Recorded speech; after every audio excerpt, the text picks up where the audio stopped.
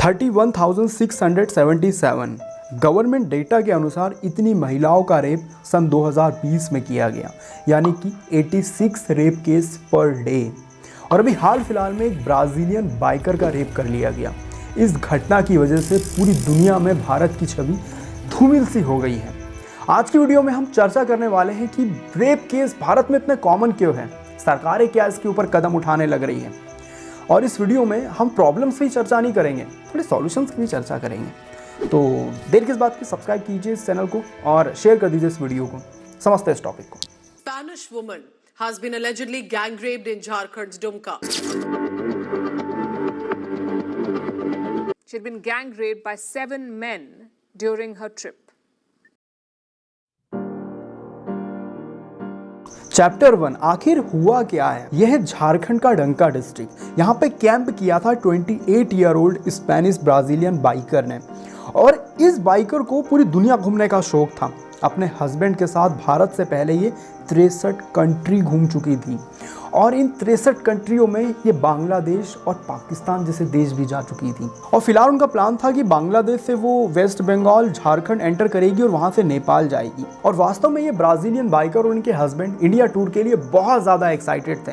पूरी दुनिया भर से उन्होंने इंडिया की तारीफ़ें सुन रखी थी, डाइवर्सिफाई कल्चर, ट्रेडिशन और बहुत सारी और भी चीज़ें। लेकिन 1 मार्च 2024 की रात के 8 बजे से 11 बजे के बीच इन्होंने सड़क से 3 किलोमीटर दूर कैंप किया और जो घटना इनके साथ हुई वो इनकी ज़िंदगी बदल देने वाली थी।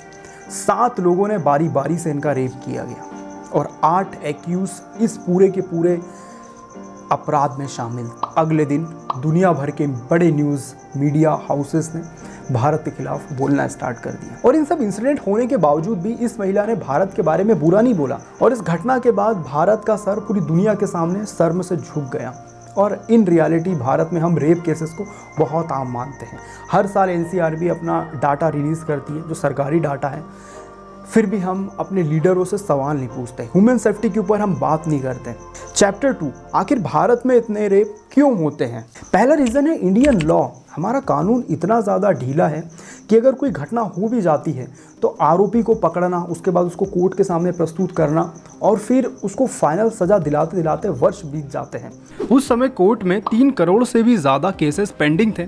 इसीलिए इन केसेस को जल्दी निपटाने के लिए फास्ट ट्रैक कोर्ट बनाए गए सन 2000 में। लेकिन आप राष्ट्रीय अपराध ब्यूरो का रिकॉर्ड देखोगे, NCRB का रिकॉर्ड देखोगे तो सन 2019 में फास्ट ट्रैक अदालतों द्वारा पूरे किए गए 26,965 मामलों में से लगभग 81% जो मुकदमे हैं उनको पूरा होने में 1 साल से 10 साल के बीच का समय लग गया।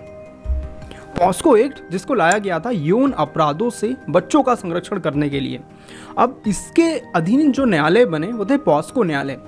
इसमें भी अगर आप भारत की स्थिति देखोगे ना तो वो बद से बदतर है। 2019 में पॉस्को अदालतों द्वारा निपटाए गए 17,155 मामलों में 69% ऐसे मामले थे जिनको निपटाने में 1 से 10 साल से ज़्यादा का समय लग गया। इंडियन चाइल्ड प्रोटेक्शन फंड की एक रिपोर्ट के अनुसार भारत में इस समय 2.43 लाख पॉस्को केस पेंडिंग है फास्ट ट्रैक स्पेशल कोर्ट्स में। जनवरी 31, 2023 तक का यह डाटा है।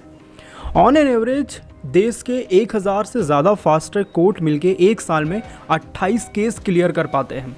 जिस रफ्तार से हमारा कोर्ट पॉस्को केसेस को क्लियर कर रहा है, अगर आप केवल उसका ही आंकड़ा देखोगे तो अरुणाचल प्रदेश को सभी पॉक्सो मामलों की सुनवाई के लिए 30 साल लगेंगे, वहीं दिल्ली को 27 साल, बिहार को 26 साल, पश्चिम बंगाल को 25, उत्तर प्रदेश को 22 और मेघालय को 21 साल लगेंगे। आप सोच के देखो 21 साल ये क्या है। इसलिए जो अपराधी हैं उनके मन से डर कहीं ना कहीं खत्म होता चला जा रहा है। दूसरा रीज़न है मेन डिपेंडेंट सोसाइटी। हमारे देश में अधिकतर जो घर परिवार चलाते हैं वो पुरुष होते हैं, इसलिए उनको समाज में ज़्यादा प्राथमिकता दी जाती है। अगर वो बाहर जॉब करने जाए, बाहर पढ़ने जाए, दोस्तों के साथ पार्टी मनाया जाए तो उनको ज़्यादा कुछ नहीं बोला जाता। लेकिन अगर वही सब चीज़ एक महिला करने लगे, वो दोस्तों के साथ पार्टी मनाने चली जाए, वो सिगरेट पीने लगे, दारू पीने लगे, तो सोसाइटी इस तरह का जजमेंट बना लेती है कि हाँ भाई ऐसी महिला के साथ तो ऐसा होना स्वाभाविक है।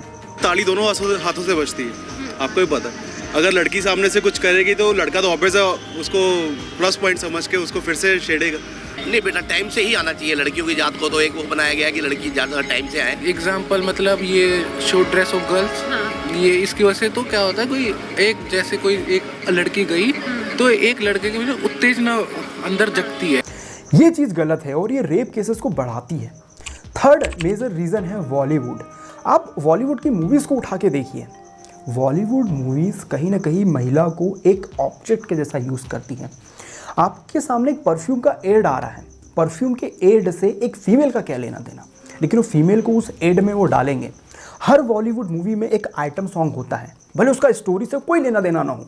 फोर्थ रीज़न है सेक्स एजुकेशन। हमारे माँ बाप कभी सेक्स के बारे में बात ही नहीं करते। जब भी टीवी पे कॉन्डोम, अनचाही प्रेगनेंसी, इस तरह के ऐड आते हैं तो हम लोग कहीं ना कहीं मोबाइल में व्यस्त हो जाते हैं, बिजी हो जाते हैं, कुछ भी करने लग जाते हैं। बच्चे से जब आप सेक्स के बारे में बात नहीं करोगे तो वो सीखेगा कहाँ से? वो सीखेगा उनके दोस्तों से, और दोस्त उसको कहाँ लेके जाएंगे? वो लेके जाएंगे पॉर्न वेबसाइट पे, जहाँ पे सेक्स को बहुत ही बोल्ड और रगेड तरीके से दिखाया जाता है, रफ तरीके से। अगर वो वहाँ से सीखेगा तो वो भी अपने पार्टनर के साथ वैसा ही बिहेवियर करेगा, जानवरों जैसा बिहेवियर, जो वास्तविक जीवन में होता ही नहीं है। Not at the least social media and influencer. देखो आज का इंस्टाग्राम, फेसबुक, ट्विटर, यूट्यूब, इसको आप अगर ऑब्जर्व करोगे तो ये न्यूडिटी प्रमोट करता है, क्योंकि उस पर वॉच टाइम बहुत अच्छा आता है। आपका यूट्यूब चैनल देख लो जो फैमिली व्लॉग्स बनाते हैं, उनके फैमिली व्लॉग्स किस तरह के होते हैं। कई यूट्यूबर्स ऐसे हैं जो गाली दे के अपना कंटेंट बेच रहे होते हैं। इंस्टाग्राम पे 12-12, 13-13 साल की लड़कियां कपड़े उतार रही हैं, क्योंकि उनको पता है कि किस अंग को दिखाने से ज़्यादा व्यूज़ आएंगे। चैप्टर 3, आखिर गवर्नमेंट क्या कर रही है? देखिए मैं खुला बोलता हूँ, आप किसी भी बड़ी पॉलिटिकल पार्टी के लीडरों की स्पीच उठा के देख लीजिए और उनसे फीमेल की सेफ्टी के बारे में बात करिए। वो लोग बहुत बड़ी बड़ी बातें करेंगे कि हमारे स्टेट में तो ऐसा नहीं है, हमारे स्टेट में तो ऐसा नहीं है। फिर आप उनको एनसीआरबी के डाटा दिखाइए, आपको समझ में आएगा कि हर लीडर आपसे झूठ बोलने लगा। रेप, बलात्कार, ऐसे अपराधों को, संगीन अपराधों में फांसी की सजा सुनिश्चित की। ऐसे मामलों का तेजी से निपटारा हो, इसके लिए भी विशेष व्यवस्थाएं बनाई। पीएम मोदी का यहाँ विशेष व्यवस्था से आशय फास्ट ट्रैक कोर्ट से है, लेकिन भारत में इनकी स्थिति क्या है इसके बारे में हम पहले डिस्कस कर चुके हैं। 16 साल की बच्ची गहने लाकर स्कूटी पर रात को 12 बजे भी यूपी की सड़कों पर निकल सकती है, कोई डर का। 7 या 8 उसके बाद तो मेरे पेरेंट्स भी अलाउड नहीं करेंगे, because of course safety issues आ जाते हैं। यूपी विमेन सेफ्टी के मामले में सबसे पीछे है।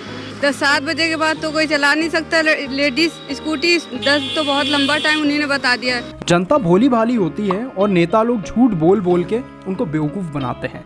ये सरकारी डाटा है, एनसीआरबी रिपोर्ट 2023, और इसमें भी सबसे ज़्यादा क्राइम अगेंस्ट वुमेन के जो केस हैं उसमें यूपी नंबर 1 पे था। 65,743 cases crime against women under IPC and special and local law SLL। आप खुद फरवरी 2017 गाजियाबाद प्राइम मिनिस्टर मोदी की ये वीडियो देखिए। क्या कारण है कि उत्तर प्रदेश की माँ बेटी सलामत नहीं है, शाम को अकेली घर के बाहर निकल नहीं पाती है? क्या कारण? ये 2017 का वीडियो है, चुनाव के पहले का, इसलिए महिलाएं खतरे में हैं। 16 साल की बच्ची गहने लाकर स्कूटी पर रात को 12 बजे भी यूपी की सड़कों पर निकल सकती है, कोई डर का। और ये इलेक्शन के बाद का झूठ है जो आप लोग को परोसा जाता है। 5 साल पहले खुद प्राइम मिनिस्टर कहते हैं कि महिलाएं सुरक्षित नहीं हैं, फिर कुछ समय बाद होम मिनिस्टर कहते हैं कि सब कुछ बढ़िया है। या तो इन लोगों का आपस में सामंजस्य नहीं है, या तो ये सब मिलकर जनता को पागल बना रहे हैं। इसलिए आप जब चुनाव के समय वोट देते हो तो आप सही व्यक्ति को वोट दीजिए। यह आपके परिवार के लिए बहुत ज़्यादा ज़रूरी है। सरकारें और जो नेता होता है वो लोगों को बहलाने फुसलाने के लिए झूठे आंकड़े बोलना, जुमले बोलना, ये सब चीज़ करता रहता है, लेकिन आपको उसको पकड़ना है, आपको उससे सही प्रश्न पूछना है, और जो आपके लिए बेहतर करे आप उसको चुनिए। सरकारें कुछ नहीं करने वाली सब चीज़ों में, वो कोशिश करते रहेगी, सिस्टम को सुधारने की धीरे धीरे प्रयास करते रहेगी, लेकिन अगर आप त्वरित रूप से कुछ परिवर्तन चाहते हैं तो आपको सही व्यक्ति को वोट देना पड़ेगा। और चुनावी मुद्दों में शामिल होना चाहिए वुमेन सेफ्टी, ना कि कितना किलो अनाज दिया गया, कितनी मुफ्त बिजली दी गई, कितना मुफ्त पानी दिया गया, इन सब चीज़ों के बजाय वुमेन सेफ्टी चुनावी मुद्दा होना चाहिए।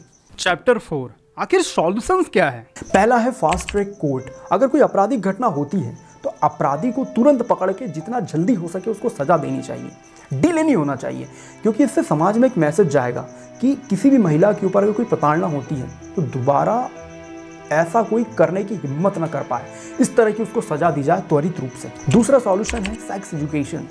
माँ बाप अपने बच्चों के साथ बैठ के बातें करें, ये बहुत ज़रूरी है। कोई भी क्रिमिनल जब पैदा होता है तो पैदा होते से वो क्रिमिनल नहीं बन जाता। वो जब बड़ा होता है समय के साथ साथ तो उसकी परवरिश इस तरह से होती है कि वो क्रिमिनल एक्टिविटी में इन्वॉल्व हो जाता है। थर्ड पॉइंट है सोशल मीडिया बैरियर। ये बहुत ज़रूरी है। इंस्टाग्राम, फेसबुक, यूट्यूब ये प्लेटफॉर्म न्यूडिटी फैला रहे हैं।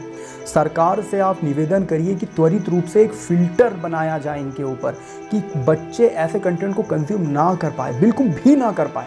और मैं उम्मीद करता हूँ ये वीडियो आपको बहुत ज़्यादा पसंद आया होगा। ऐसी वीडियोज़ के लिए प्लीज़ सब्सक्राइब कीजिए इस चैनल को और शेयर कर दीजिए इस वीडियो को। जय हिंद, वंदे मातरम।